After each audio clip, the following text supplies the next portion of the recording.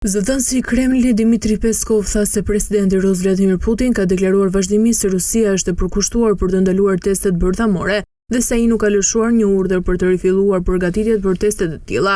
Putin ka thënë vazhdimisht se Rusia është e përkushtuar ndaj detyrimeve të saj për të ndaluar testet bërthamore.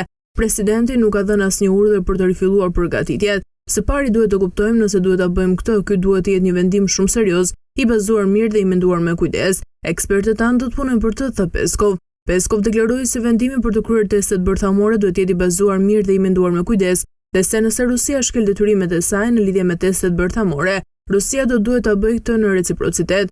Gjatë një takimi të Këshillit të Sigurisë ruse të kryesuar nga Putin, ministri i mbrojtjes Andrei Belousov tha të mërkurën më 5 nëntor se e konsideronte të papërshtatshme të fillonin përgatitjet për vazhdimin e testeve bërthamore në poligonin e testimit, dhe më pas Putin urdhëroi të mblidheshin informacione, të kryeshin analiza dhe të bëheshin propozime në lidhje me fillimin e mundshëm të përgatitjeve për testimet e armëve bërthamore.